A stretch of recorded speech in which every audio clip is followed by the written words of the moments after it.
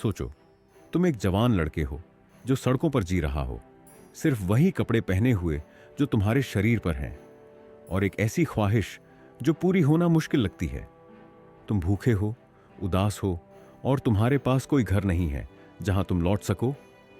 अब ये सोचो, इसी पल वही लड़का जो कभी पेरिस की गलियों में रातें बिता रहा था, एक दिन दुनिया के सबसे अहम और लग्जरी ब्रांड लुई विटों का मालिक बन गया। लेकिन यह सफर इतना आसान नहीं था। यह सफर न सिर्फ मुश्किल था, बल्कि हर मोड़ पर जो था वो उसके लिए एक नया चैलेंज था। लुई विटों के पास न कोई औपचारिक शिक्षा थी, न कोई अमीर दोस्त था, और न कोई ऐसा शख्स जो उसकी मदद कर सकता। लेकिन फिर भी उसने अपनी हिम्मत और कौशल का इस्तेमाल करके अपनी मंजिल तक पहुंचने का फैसला किया। चुपके चुपके वो अपने हमसफरों की बेचैनी और उनकी बुरी भावनाओं का सामना करते हुए अपना काम करता गया। वो अपनी जिंदगी को बेहतर बनाने की कोशिश कर रहा था। वो बस अपना काम करता गया और अपनी कौशल को इतना बेहतरीन बनाया कि एक दिन वो अपने आप को इतना बेहतरीन बना चुका था कि दुनिया ने उसे देखा। लेकिन यह सफर सिर्फ संघर्ष से भरा हुआ नहीं था, बल्कि हर मोड़ पर वो नई नई चुनौतियों का सामना कर रहा था। आइडिया का इनकार, लोगों का संदेह, और सबसे बड़ा मुकाबला था अपनी जिंदगी को बेहतर बनाने का। आज हम बात करेंगे उस लड़के की जो लुई विटों बन गया, और किस तरह इसने सब कुछ जीत लिया। यह सफर सिर्फ किस्मत का नहीं था, यह था एक योग्य इंसान के हौसले की दास्तान, जिसने कभी अपने सपनों को छिपने नहीं दिया। लुई विटों की कहानी की शुरुआत तब होती है जब वह सिर्फ एक जवान लड़का था जो पेरिस की गलियों में अपनी जिंदगी बिता रहा था। उसके पास न कोई घर था, न पैसा, और न ही कोई ऐसे दोस्त या रिश्तेदार जो उसकी मदद कर सके। लेकिन उसके दिल में कुछ और था। वह चाहता था कि वह अपने लिए कुछ बड़ा कर सके। उसका सपना बहुत बड़ा था, लेकिन उसके पास कोई संसाधन नहीं थे, सिर्फ अपनी किस्मत को बदल कर दिखाने का जुनून था। लुई का जीवन बहुत मुश्किल था। जब वह 10 साल का था, उसकी मां ने उसे छोड़ दिया था, और उसके बाद वह अपने माता पिता के बिना जीता था। वह बहुत मुसाफिर था, अपनी जिंदगी को बेहतर बनाने के लिए कई शहरों में घूमता रहा। जब वह 16 साल का हुआ, उसने पेरिस की तरफ रुख किया और वहां अपनी जिंदगी को फिर से बनाना शुरू किया। पेरिस का माहौल उसके लिए नया था। वहां उसने अपनी जिंदगी का सबसे पहला काम शुरू किया, एक ट्रंक मेकर के रूप में। ट्रंक्स यानी सफर के लिए बनाए जाने वाले बैग उस वक्त काफी पॉपुलर थे, लेकिन लुई ने अपने डिजाइन में कुछ नया सोचा। उसने अपने डिजाइनों को सिंपल रखते हुए उनमें फंक्शनल और स्टाइलिश एलिमेंट्स डाले, जो उस वक्त किसी ने सोचा भी नहीं था। लेकिन यह काम आसान नहीं था। लुई को अपने डिजाइनों को सफल बनाने के लिए बहुत मुश्किलें आईं। पहले तो लोग उसकी डिजाइनों को समझ ही नहीं पाए। उसे कई बार अपने काम का इनकार सुनना पड़ा।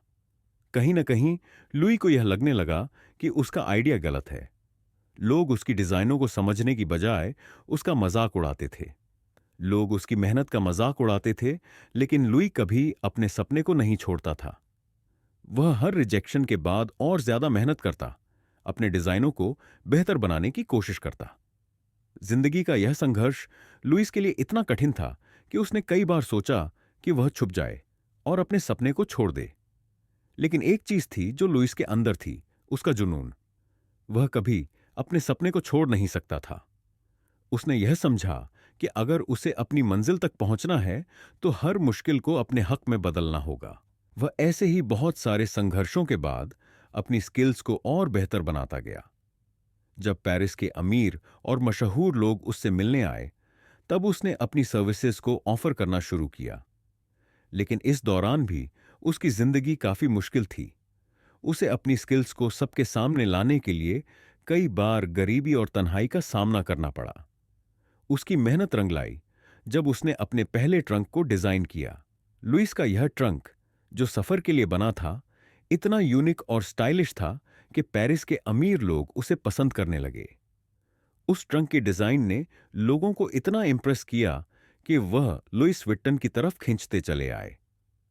यह लुइस की जिंदगी में एक टर्निंग पॉइंट था। अब उसे अपने काम को बढ़ाने के लिए एक नई राह मिल गई थी, लेकिन यह सफर भी आसान नहीं था। लुइस को अपने ब्रांड को एस्टेब्लिश करने के लिए कई मुश्किलों का सामना करना पड़ा।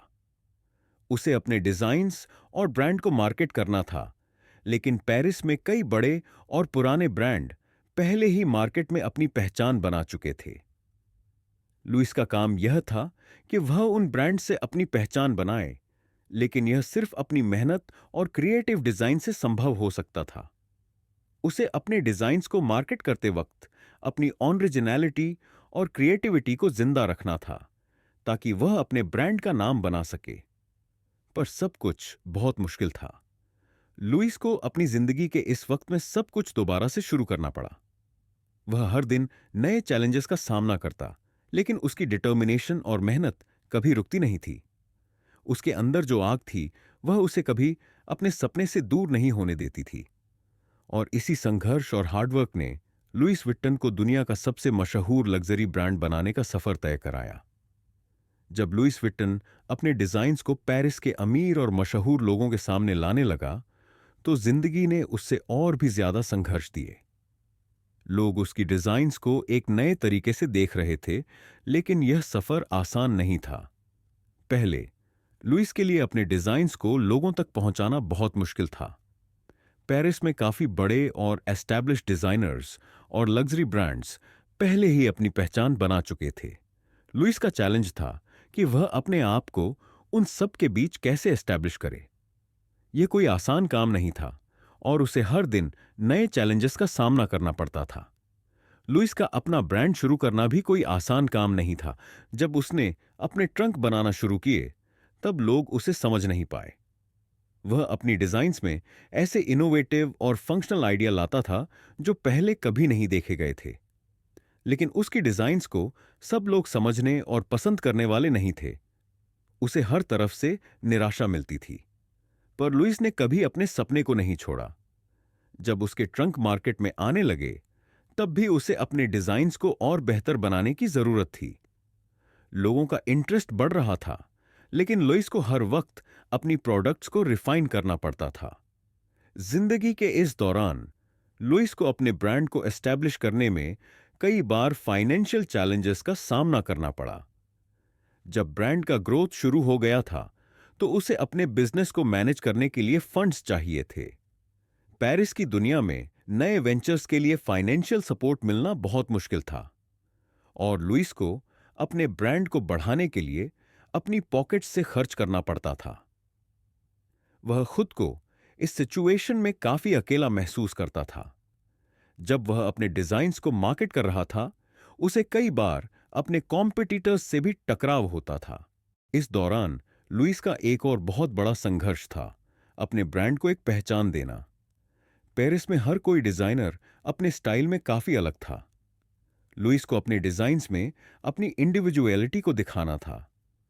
उसने अपने ट्रंक्स एंड बैग्स में एक यूनिक स्टाइल डाला, जो एक मॉडर्न और सोफिस्टिकेटेड अपील था। यह एक रिस्की मूव था, क्योंकि पेरिस में लोग सिर्फ पारंपरिक डिजाइन्स को ही ज्यादा पसंद करते थे।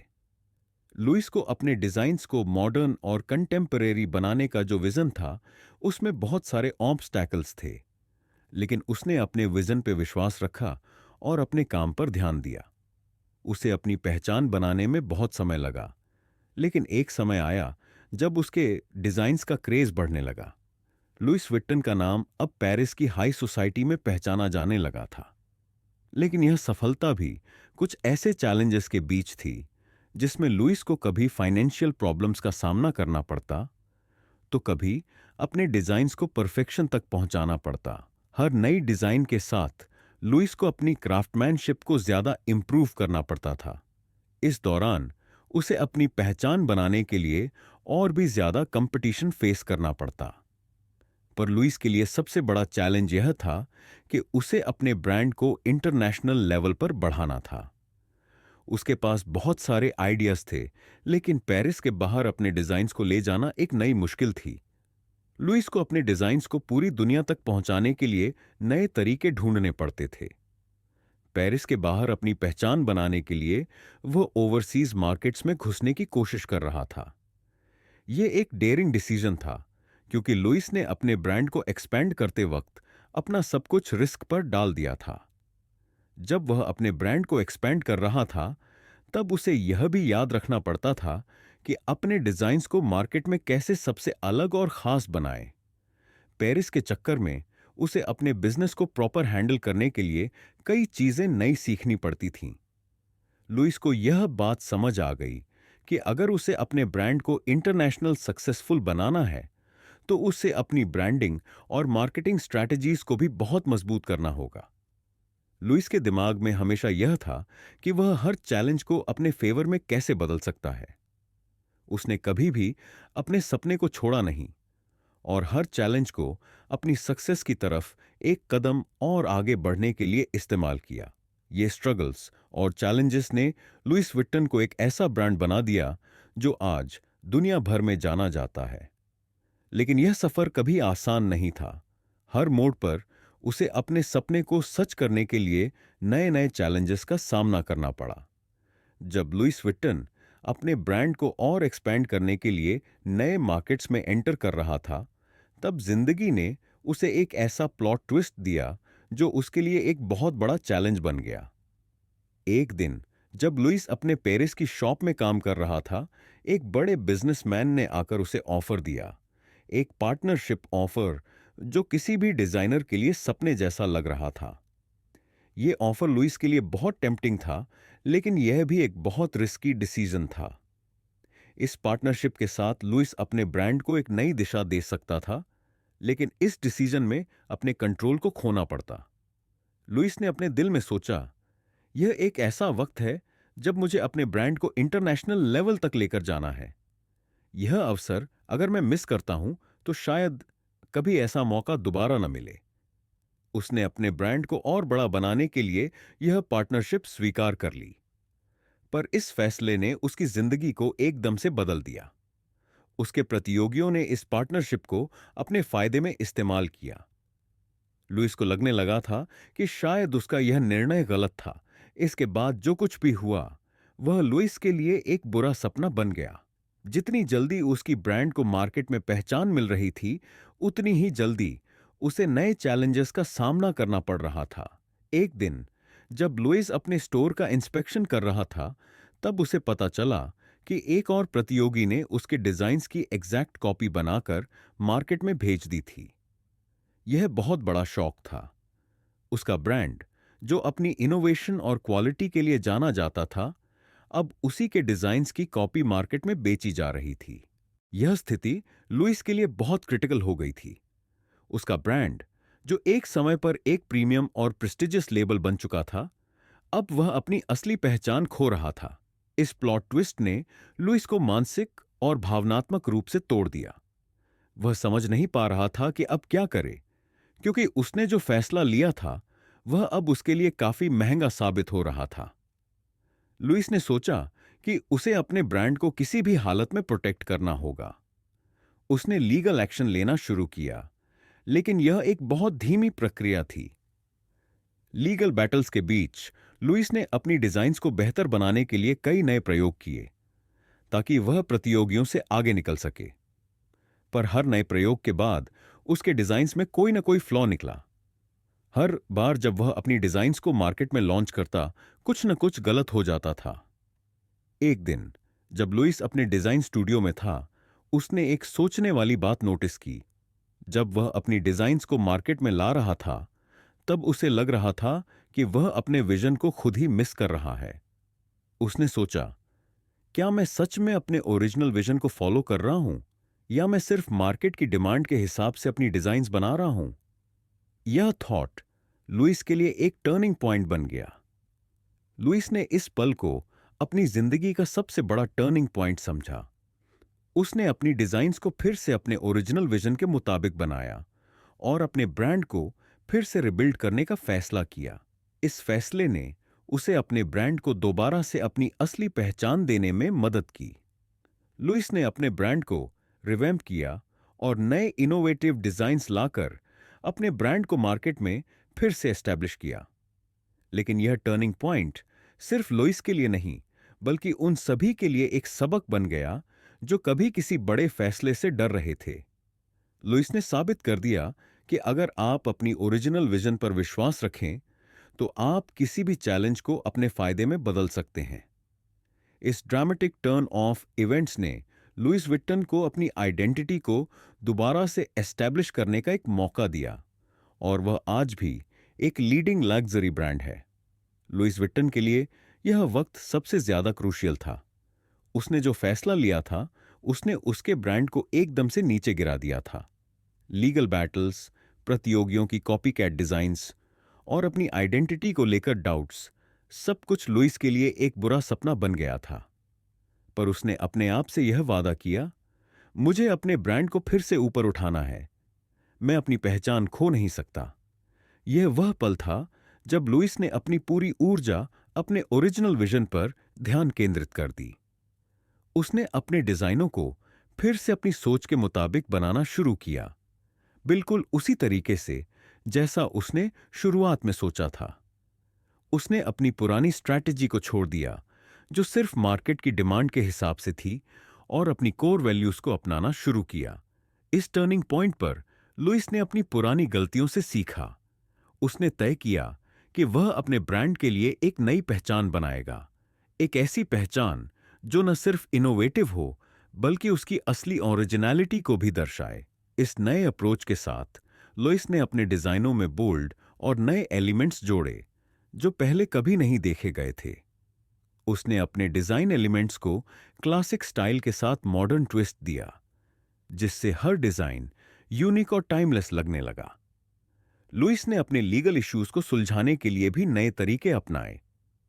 उसने अपने प्रतियोगियों को कोर्ट के जरिए चुनौती दी, लेकिन इस बार वह अपने ओरिजिनल डिजाइनों को और मजबूत बनाकर मार्केट में लाया। इस बार उसके डिजाइनों में एक ऐसा डिस्टिंक्टिव टच था जो उसके ब्रांड की असली पहचान को दिखाता था, और यह एक गेम चेंजर साबित हुआ। जब लुइस ने अपने नए डिजाइन मार्केट में लॉन्च किए, तो उसे जो रिस्पांस मिला वह बिल्कुल वैसे था जैसे उसने उम्मीद की थी। डिमांड बहुत तेजी से बढ़ गई थी। उसके डिजाइनों को अब सिर्फ लग्जरी के लिए नहीं, बल्कि क्रिएटिविटी और ओरिजिनलिटी के लिए भी माना जा रहा था।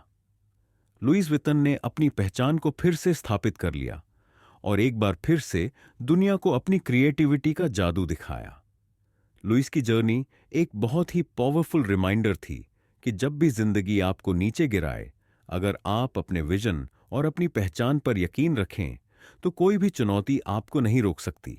इस टर्निंग पॉइंट ने लुइस विटन को न सिर्फ अपनी असली पहचान दिखाने का मौका दिया, बल्कि उसके ब्रांड को दुनिया के सबसे प्रेस्टिजियस और सक्सेसफुल लग्जरी ब्रांड्स में से एक बना दिया। लुइस विटन का फैसला जो उसने अपने ब्रांड के लिए लिया था, अब उसके लिए सबसे बड़ा सक्सेस बन गया। उसने अपने डिजाइन स्टाइल को फिर से रीइमेजिन कर दिया, अपने ओरिजिनल आइडिया पर वापस फोकस किया और अपने प्रतियोगियों को एक सॉलिड जवाब दिया। वह ब्रांड जो कभी फाइनेंशियल स्ट्रगल में था, आज वह लग्जरी फैशन की दुनिया का किंग बन गया। जब लुइस ने अपने नए डिजाइन लॉन्च किए, उनका रिस्पांस कुछ ऐसा था जो उसने कभी सोचा भी नहीं था। उसकी क्रिएशंस मार्केट में सुनामी की तरह घुस गई थीं। लुइस विटन ने अपने क्लासिक मोनोग्राम को नए, एक्साइटिंग और बोल्ड एलिमेंट्स के साथ मिक्स किया, जिससे हर कलेक्शन एक मास्टरपीस बन गया। हर डिजाइन में एक कहानी थी, एक कहानी जो स्टाइल, लग्जरी और इनोवेशन को परफेक्टली ब्लेंड कर रही थी। जब एक कंपनी अपनी ओरिजिनलिटी और ऑथेंटिसिटी को अपनाती है, तो उसे कुछ ऐसा ही होता है। लुइस विटन के ब्रांड को इंटरनेशनल रिकॉग्निशन मिलना शुरू हो गया। हाई एंड फैशन इंडस्ट्री के सबसे बड़े डिजाइनर्स और सेलिब्रिटीज अब लुइस विटन के डिजाइनों को पहचान रहे थे। लुइस के ब्रांड का नाम लग्जरी के साथ साइनोनिम्स हो गया था। हर फैशनिस्टा और सेलिब्रिटी चाहता था कि वह लुइस विटन का प्रोडक्ट अपनी वार्डरोब में शामिल करे, और यह सक्सेस वह सब कुछ था जो लुइस ने अपनी स्ट्रगल्स के बाद सोचा था। लुइस विटन ने अपने प्रतिस्पर्धियों को न सिर्फ चुनौती दी, बल्कि उन्हें हर क्षेत्र में मात दी। उसने अपनी कानूनी लड़ाई जीतकर अपनी पहचान को सुरक्षित किया और अपने डिजाइनों को ग्लोबली स्थापित किया। आज लुइस विटन का नाम हर लग्जरी फैशन ब्रांड की लिस्ट में सबसे ऊपर है। लुइस की कहानी एक पावरफुल रिमाइंडर थी कि जब भी आपको मुश्किल रास्ते दिखाई दें, अगर आप अपने पैशन और विजन पर टिके रहते हैं, तो कोई भी चुनौती आपको रोक नहीं सकती। लुईस वितन की सफलता इस बात का जिंदा प्रमाण है कि असली क्रिएटिविटी और डेडिकेशन से किसी भी बड़ी से बड़ी मुश्किल को जीता जा सकता है। आज लुईस वितन दुनिया के सबसे बड़े और प्रतिष्ठित फैशन हाउसेस में से एक है। लुईस की मेहनत, उसका डेडिकेशन और उसकी ओरिजिनल विजन ने उसे दुनिया के सबसे बेहतरीन लग्जरी ब्रांड का निर्माता बना दिया। यह सिर्फ लुईस के लिए नहीं, बल्कि हर किसी के लिए एक प्रेरणादायक कहानी है। लुईस वितन की कहानी ने हमें यह सिखाया कि असली सफलता वह नहीं होती जो आपको आसानी से मिल जाए। सबसे ज्यादा महत्वपूर्ण यह है कि आप अपने विजन को कितना मजबूती से पकड़कर रखते हैं, चाहे रास्ते कितने भी मुश्किल क्यों ना हो। लुईस ने जो संघर्ष किए, उन्होंने उसे उसका सफलता का रास्ता दिखाया, और यह सब कुछ उसकी क्रिएटिव सोच और डिटर्मिनेशन की वजह से संभव हो पाया। आपके लिए यह एक महत्वपूर्ण सवाल है, जब आपको जिंदगी में चुनौतियां हो मिलती हैं, तो आप किस तरह अपने पैशन और ड्रीम्स का पीछा करते हैं? क्या आप कभी हार मानते हैं, या फिर आप अपने गोल्स को और ज्यादा डिटर्मिनेशन के साथ हासिल करते हैं? लुईस वितन के केस में हम देखते हैं कि एक व्यक्ति ने अपने पैशन को अपनी अल्टीमेट सक्सेस का रास्ता बनाया। आप भी अपनी कहानी लिखने के लिए अपने विजन और क्रिएटिविटी को कैसे अपनाते हैं? क्या आप अपने ड्रीम्स के लिए उतनी ही डेडिकेशन दिखाएंगे जितनी लुईस ने दिखाई? मैं आपको चैलेंज करता हूं, अपनी क्रिएटिविटी को दुनिया के सामने लाकर देखिए कि आप अपनी कहानी किस तरह लिख सकते हैं, जैसे लुईस वितन ने की थी। आप किस क्षेत्र में अपनी जर्नी शुरू करने वाले हैं?